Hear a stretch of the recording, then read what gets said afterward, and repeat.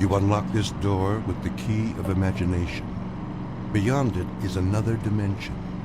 A dimension of sound, a dimension of sight, a dimension of mind. You're moving into a land of both shadow and substance, of things and ideas. You've just crossed over into the Twilight Zone.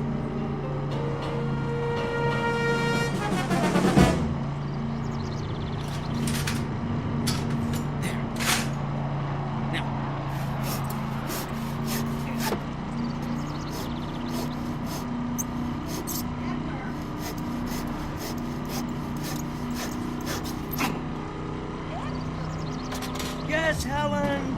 Come here, please. I'll be right there.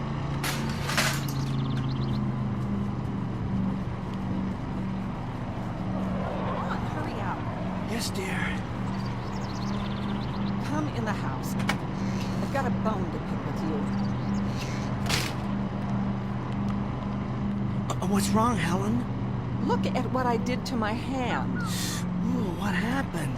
I was cleaning the basement and I cut it on that stupid metal contraption you brought home yesterday. Oh, no. The accelerator bracket. Are you all right? Do you need me to clean it with hydrogen peroxide? Or should we go to the ER? No, I finally got the bleeding to stop by myself. I thought I was going to hemorrhage to death. Thank goodness. What? I mean, it's good you were able to stop the bleeding. What is that stupid bracket doing down there anyway? Well, I needed to complete my experiments. Your experiments. That's all I ever hear about. I can't believe I gave up a successful modeling career to marry such a geek. Oh, this ridiculous hobby of yours is getting out of hand, Edgar. Well, it's more than a hobby, dear. Yes, you're right. It's an obsession. You're constantly down there tinkering with that pile of junk you built. How about spending some time fixing the problems we have in the house? How about repairing that leaky roof, Edgar, or the garbage disposal that keeps breaking down? Well, I'll get to all of that, Helen. I promise. It's just that I'm so close to a breakthrough. If I can just figure out how to break down the molecules into subatomic particles. The only breakdown around here is going to be mine unless you get rid of that oversized erector set. Do they know you're bringing all that equipment home from work? No, but they don't really need to. You see, it's all equipment they've discarded. They don't use it anymore. In other words, you're going garbage picking behind the lab and then dumping it in our basement. Why don't you just do these experiments at work? Well, because the facility isn't doing any more research with...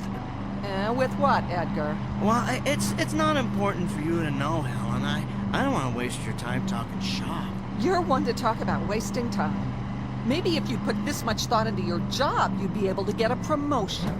Well, the only kind of promotion available to someone at my level would be a project manager. What's wrong with that?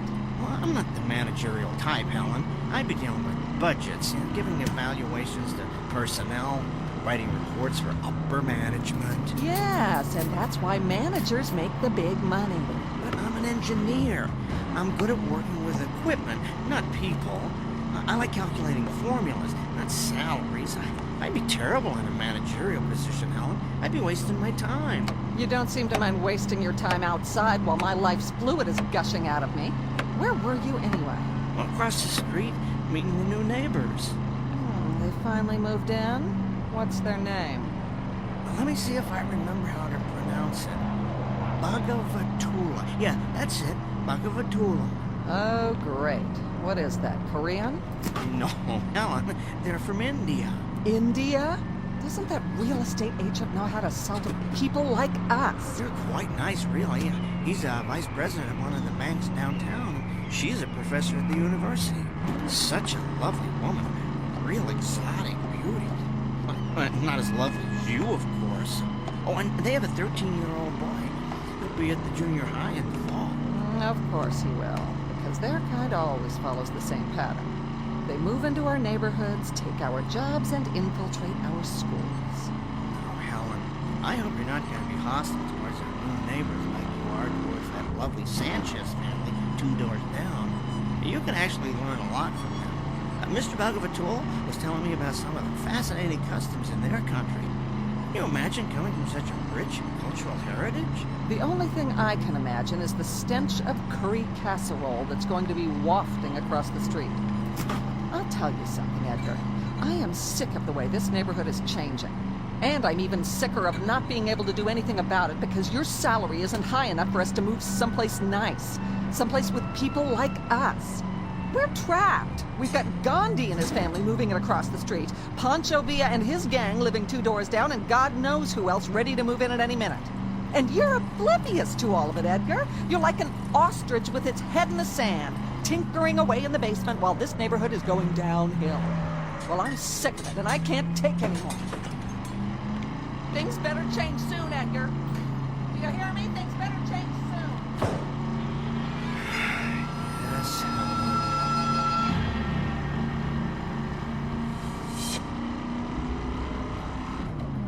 Portrait of a tragically mismatched couple.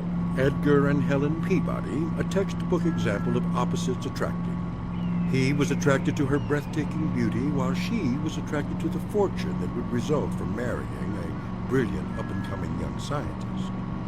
Alas, her beauty turned out to be only skin deep, while neither his fame nor fortune ever materialized.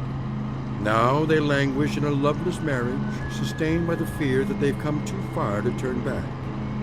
But a third party will soon come into the middle of this unlikely union, a guest who will cause the simmering undercurrent of discontent in this household to reach the boiling point. An unexpected visitor from a different neighborhood, one that's somewhere in the vicinity of the Twilight Zone. And now, the Twilight Zone and our story, There Goes the Neighborhood, starring Tim Kazurinsky with Stacy Keach as your narrator. Alright, this bracket should keep the accelerator in place. I do believe this configuration is going to work. I'm going to tighten these bolts. I'm dying to tell someone about this, but I can't believe I almost spilled the beans to hell on this thing. Ooh, I gotta be more careful. First thing she'd do is call her cousin Rick. That'd be a problem. He's a pretty sharp guy. I suppose that's a prerequisite for being an FBI agent. Now, if he found out about this, I'd have G-men swarming all over the front lawn. No, nobody should know. Not yet. First, I want to perfect the process, and after that, I'm going to make certain this technology isn't dangerous to humans. Then, and only then, can the whole world know Edgar J. Peabody has built the world's first teleportation device. Just think. Daily commuters could avoid highway traffic by teleporting straight to their offices.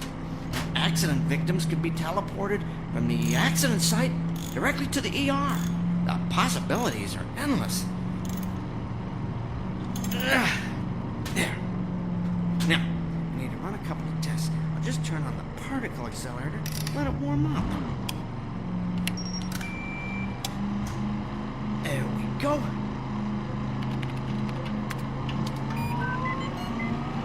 Reminds me of that old super heterodyne radio receiver Dad had when I was a kid.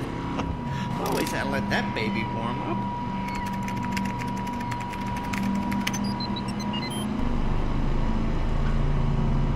Now.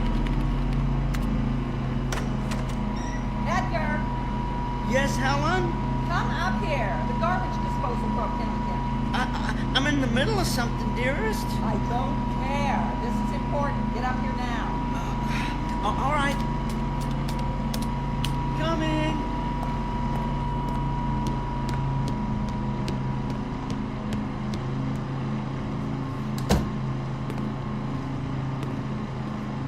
Well, it's about time. I've never seen such a slope. What's wrong with the garbage disposal? Same as always. Made a funny grinding noise, then stopped. Did you throw any silverware down there? Of course not. What do you think I am, an idiot? No, dear. I'm just trying to isolate the problem. Well, you're the one who wants to be an engineer for the rest of his life, so stop isolating and start engineering a way to repair this thing. I'm going to go down and throw some clothes in the washer. You let me know when the disposal's fixed. All right. Let's see what the problem is here.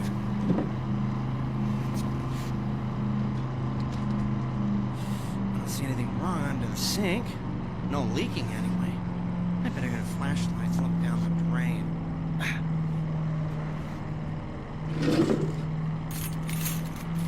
Where'd I put that thing? Used to have a flashlight in here. What on earth? Oh, Edgar!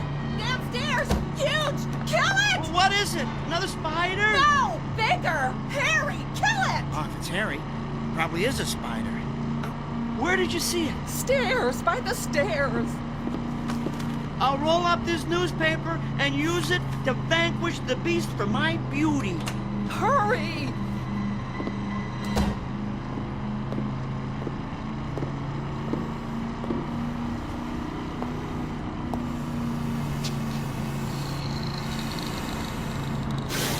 Good Lord!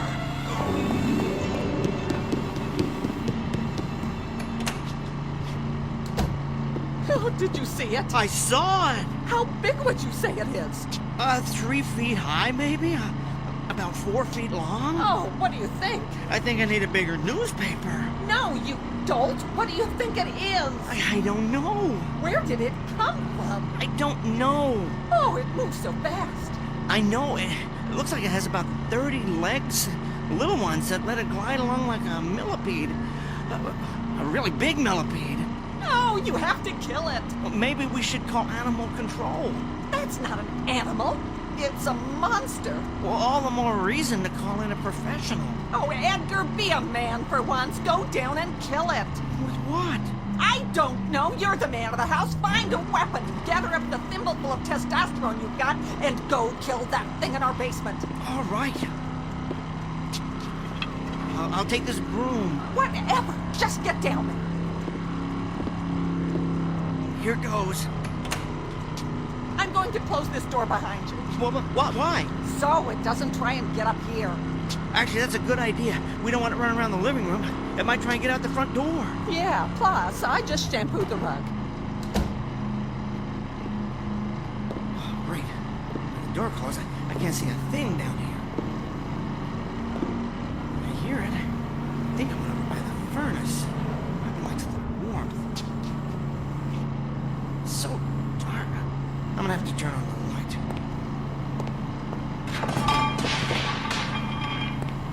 So if I find it. There. Now, where do Please, do not hurt me. What? Who's talking? I don't see you. I mean you no harm. I hear you, but your voice, it's inside my head. Oh, you communicate telepathically, don't you? Yes, please, do not hurt me with your weapon. Weapon? Oh, this is just a broom. What kind of weapon is that? It's not a weapon. It's for sweeping up. You know, cleaning. Oh, so you're going to clean me? Is this a way of conquering one's opponent here? No, I was going to hit you with it. Ow, please, do not. I apologize if I frighten you or your companion. Companion? Oh, you mean Helen? I guess that's one word to describe her. Where are you anyway? Behind this heating source. I was right. You like the warmth over there in that corner by the furnace, don't you? Yes, it is quite comforting. Traveling through the space-time continuum appears to have affected my body's metabolism. I am very cold. The space-time continuum? Where are you from? Well, it is hard to explain. Suffice it to say, it is a different time and place. Are you saying you're from a different dimension? I would consider that an accurate assessment. How did you get here? I arrived through your receiving portal. My receiving portal? The teleporter. I left it on when I went upstairs. It must have acted like an open door for anything passing through the space-time continuum. Whoa! It worked! beyond my wildest dreams, it worked. I knew those adjustments I made would do the trick, although I didn't think it would teleport beings from other dimensions. Oh, criminy. I guess I should turn it off, huh? Before this place looks like some kind of interdimensional Grand Central Station.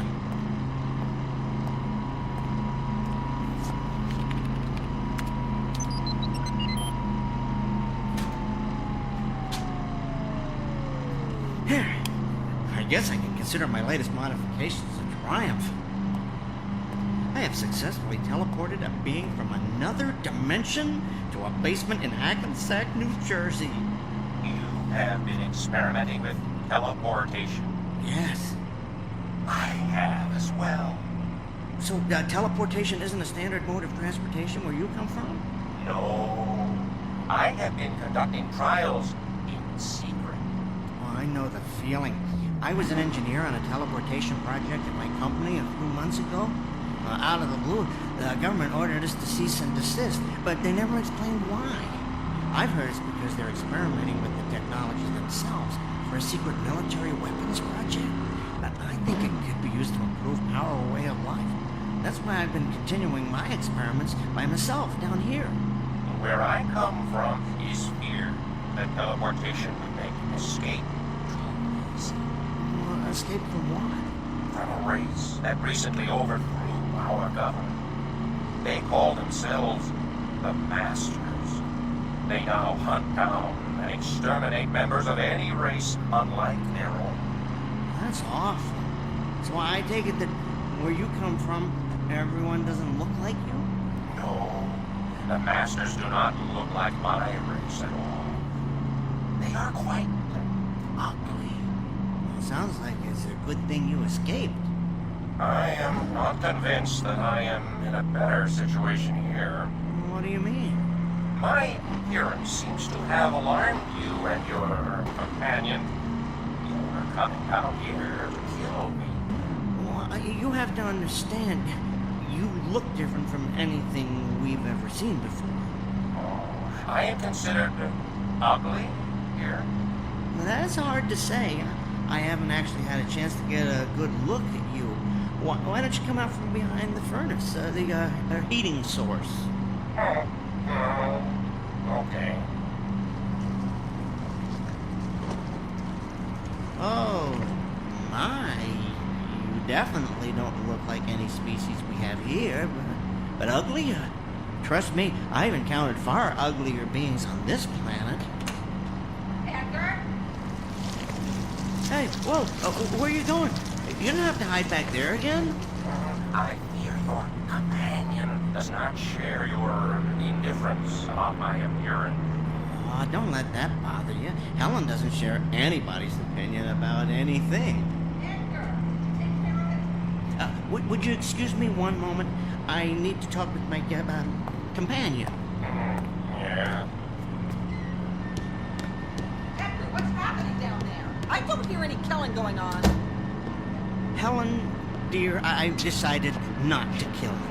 Why not? Well, I'd like to learn more about it.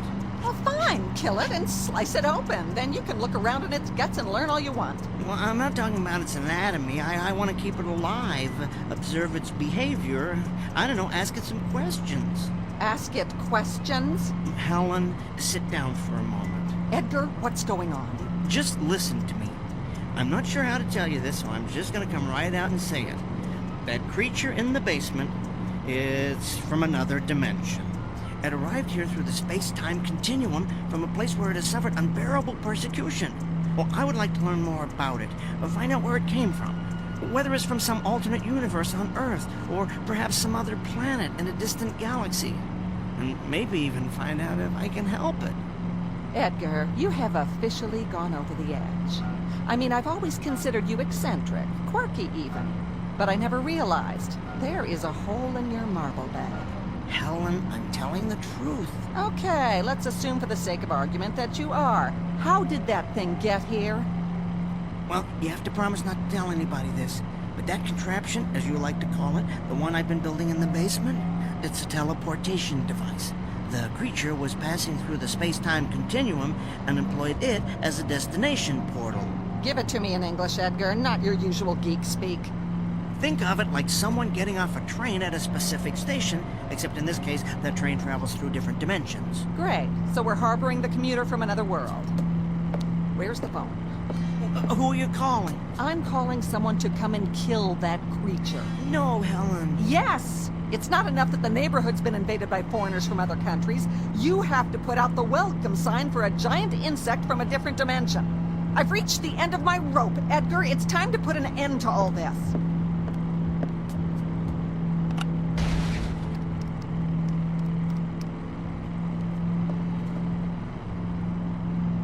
Hello, FBI? I'd like to talk to Agent Rick Fielding.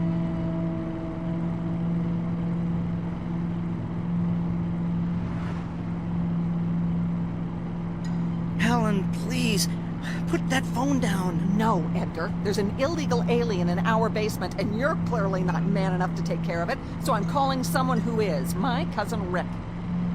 Hello? Yes, I'm waiting to talk to FBI Agent Rick Fielding. Oh, he's not in? Can I leave a message? You see, there's an intruder in our house. Helen, I beg you. What's that? I wouldn't describe it as a person. No, it's not an animal. It's something much worse. Helen, please. Right now it's in our basement. I'm telling you for the last time. I went down there to do some laundry. All right, I was going to tell you my plan. I threw a load in the washer and turned around, and standing there looking up at me I was... thought of a way we could make a lot of money off that creature. Could you hold on for a second? But I guess you're not interested in being filthy rich. So, go ahead and finish telling the FBI your story. I'll call you back.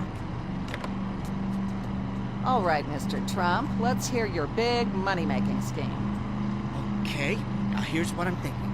I learn as much as possible about this creature. Who it is, where it's from, what message it brings from the cosmos for the people of Earth. That kind of thing. Then, since it only communicates telepathically, I become its spokesman. Telepathically? What does that mean? Well, never mind that part. I'll explain later. Anyway, we then travel around together, doing presentations at respected technical institutes, lecturing at universities, meeting with world ambassadors, and then we really go for the big time. We appear on Oprah. You're telling me that we're going to get rich because you're going to play Colonel Parker to some illegal alien from another dimension? Think of the possibilities, Helen. Book deals, a movie franchise, and television. Oh, think of the television we could do, Helen.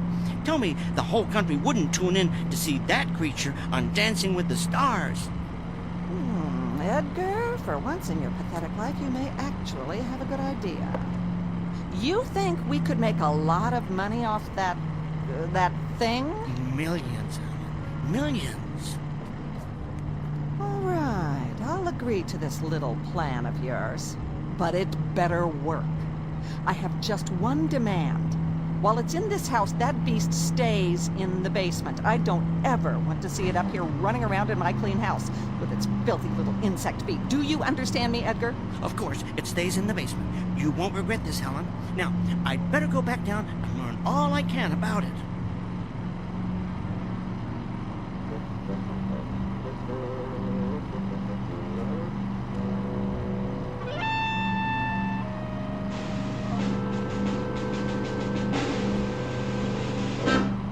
So then, I finished up by telling her we could make millions. And this convinced her to let me stay alive. Are you kidding? If money's involved, Helen's all over it. You are being protected by a great big dollar sign, my friend. I do not understand all your words, but I comprehend that your plan has saved my life. Thank you. Oh, you're welcome. I never thought to ask if you have a name. Name? Yes. What should I call you? Well, I am identified by a specific sequence of sounds. Oh, would you like to hear them? Sure.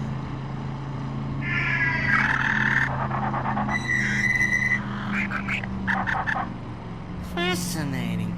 But I don't think my tongue could handle that. How about if I call you Al?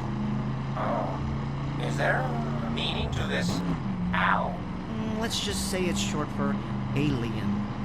Oh, I find this appropriate. And what should I call you? My name is Edgar. Edgar. To what species do you belong, Edgar? I am a human. I have heard you refer to your companion as Helen. Yes, that is her name. And what does Helen mean? It means the most beautiful woman in the world? Oh. Is Helen considered the most beautiful woman in your world? Helen is considered quite breathtakingly beautiful. She's what's known as a real head-turner. She once held the record for winning the most beauty contests on the East Coast. Unfortunately, Helen has what we would call an ugly personality. Well, then, from my point of view, she is not beautiful at all. I'm afraid there are many of my species who would agree with you. I attempted to communicate telepathically with her when I first arrived, but I could not. Aw, she was in too much shock. No, her mind is closed. I cannot get through to it. Are you able to understand her? Oh, yes, every word. Oh, my condolences. Forgive me for saying so, Edgar, but I sense that you fear her. Well, I never told anyone this before, but I had some trouble standing up to her. She has a very strong personality. So do you, Edgar. It took a great deal of strength for you to come down here and confront a species you had never encountered before. I suppose it did. I would encourage you to confront her in the same way. You mean try and hit her with a broom? Oh, if necessary.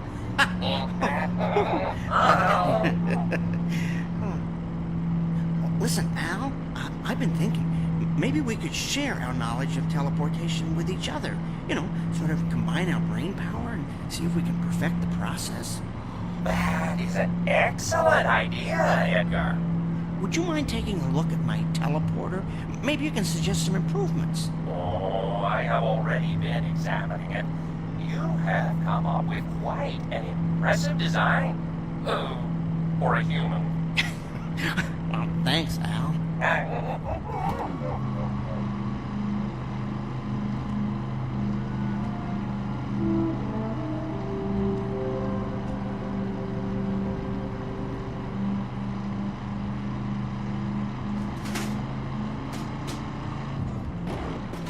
Edgar, is that dishwasher ever going to be fixed? Should be good as new by dinner. I picked up a new gasket today. It's about time. There. I need to go down to the basement, get a different wrench, though. I'll come with you. I need to throw a load of wash in, and I don't want to go down there alone.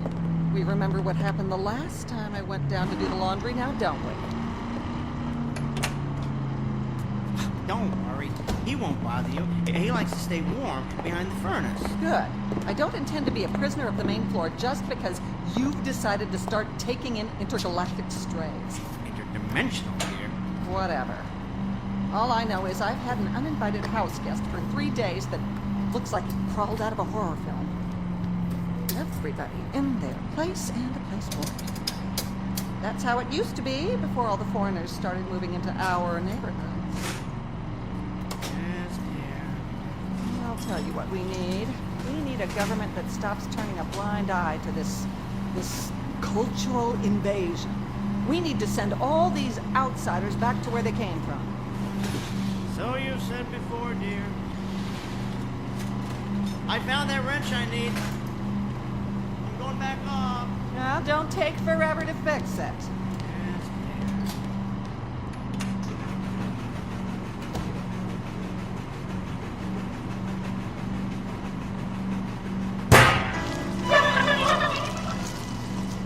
Aw, what's wrong, Quasimodo? Did that scare you? Well, don't worry. I just accidentally let the washing machine door slam shut. You've got nothing to worry about. Yet. But I'll tell you this. If I don't start seeing some money coming in from this brilliant scheme cooked up by Edgar Rockefeller up there, I will call my cousin And the FBI will come here to see what Edgar's doing with that telethingy, and you will be hauled away and dissected like a frog in a 7th grade biology class. You don't fit in here. You're contributing to the decline of what was once a perfect neighborhood. So you just stay down here in the dark where you belong.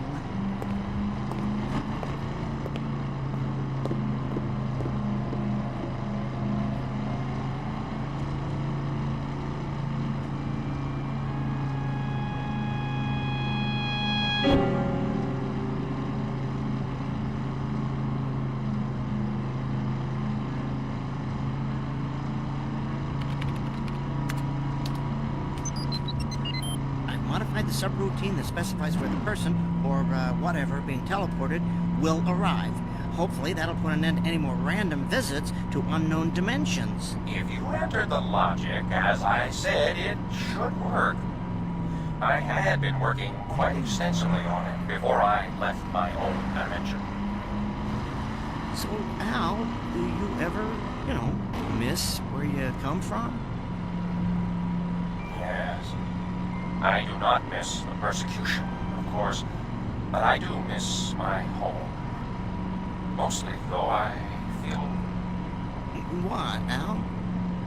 I feel guilty about being here. Guilty? Why? I believe I am contributing to the decline of what was once a perfect neighborhood. Where'd you get that idea? Well, Helen mentioned it. Look, don't worry about Helen. I'll make certain she doesn't bother you anymore. As far as I'm concerned, you are an honored guest here.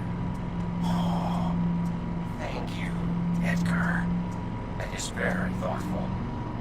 But that is not the only reason I feel guilty. You see, I have left my kind in a place where they endure abuse on a regular basis. It's not right that they suffer, but I do not. Perhaps I made a mistake escaping from there. You simply displayed a survival instinct, Al. And that's something all living creatures do, no matter where they come from. I understand what you are saying, but I cannot help feeling that I have abandoned my species. I have been thinking that, well, perhaps I should go back. Really? Yes. I would only have 2 regrets about leaving. One is that I would miss you, Edgar. Oh, thanks, Al. I miss you, too. What's your other regret? That I did not get to see more of where you live. I have so far only seen this, well, what do you call it? Hack-and-sack basement. That's true, isn't it? Okay, Al. You and I are going on a little field trip to the main floor. You can get a look at my world through the living room window. No, but I thought Helen did not want me on the main floor. Helen's out getting her hair done. She'll never know. Come on, let's go upstairs. Oh, wait a second. Maybe you should wipe your feet first. All of them.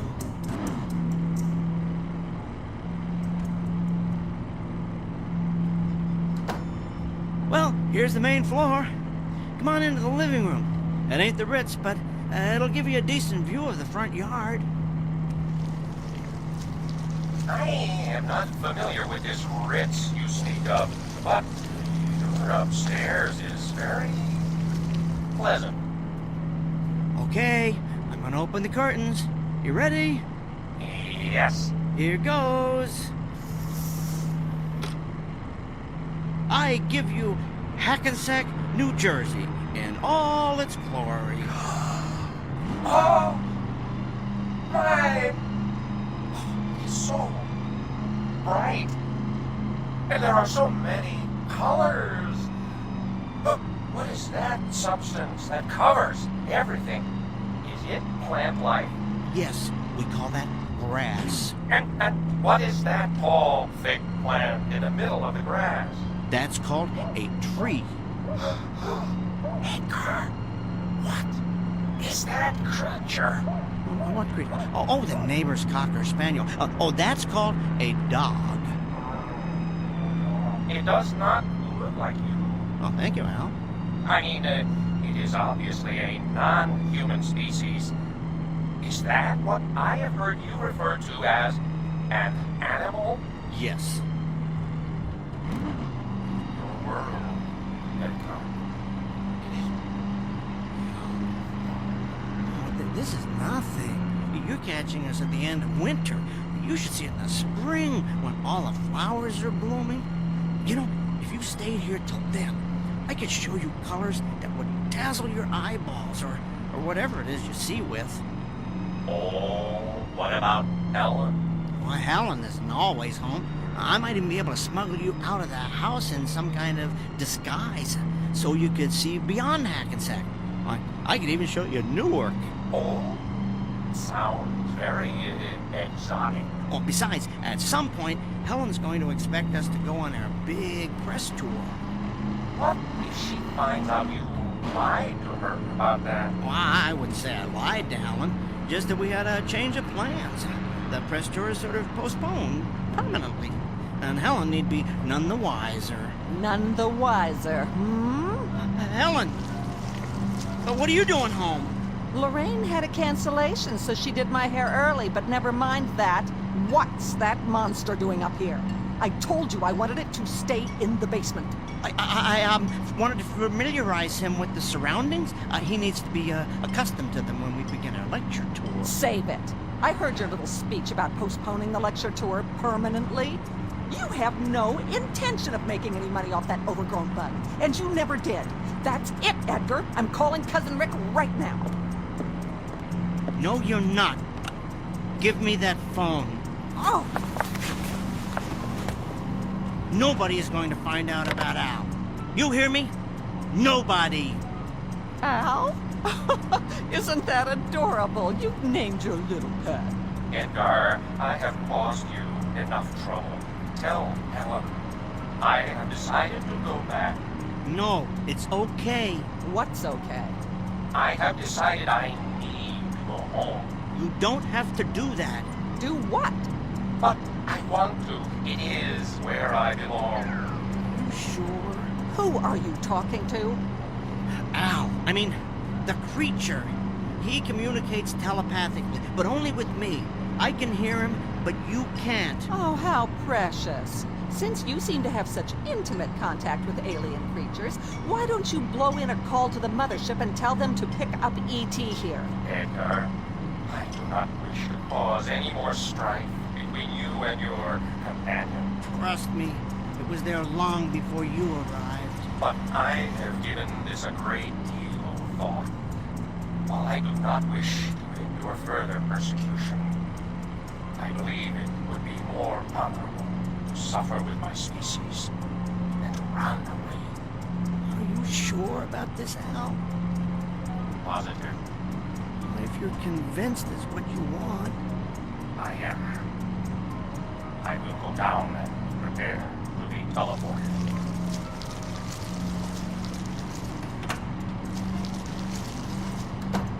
Edgar, will you tell me what on earth is going on? Yes, Helen, I'll tell you. Al has decided to return to his world. Yeah? What's the catch? No catch. He's decided that helping his species is far more important than his own survival. You know what that means? What? It means that in spite of the fact that he comes from a place you've never heard of, grew up in a culture you are completely unfamiliar with, and communicates in a way you could never hope to comprehend, he is a far nobler creature than you will ever be.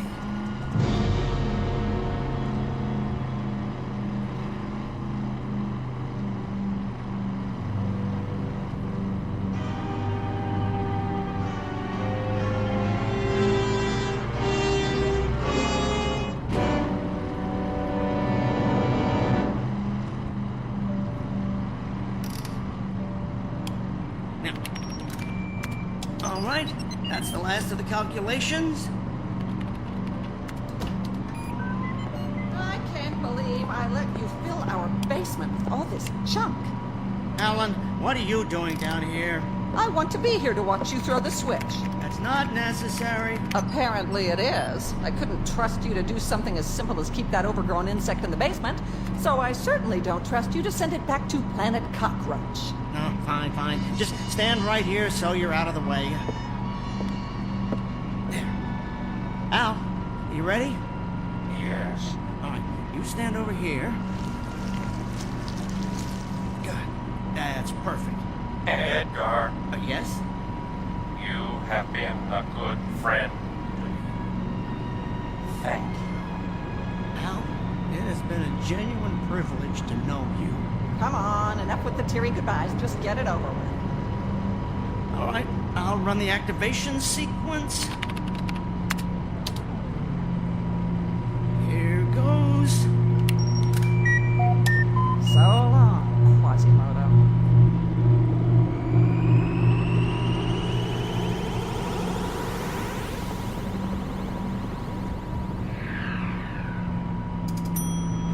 It worked.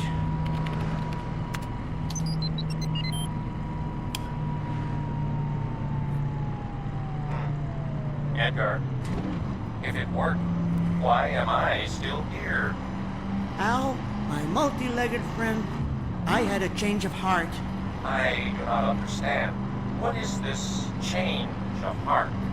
In this particular context, it means I decided not to send you back. I took your advice and stood up to Helen. I sent her there instead of you. Why? Well, I started thinking about where you're from. How there's a race there called the Masters. The fact that they've declared themselves superior to all other races. The way they exterminate anyone who's different from them. And I came to the conclusion that Helen would be right at home there. I cannot argue with your logic. Come on, let's recalibrate the teleporter. We need to figure out how to transport an entire species of many-legged creatures to a more compassionate neighborhood.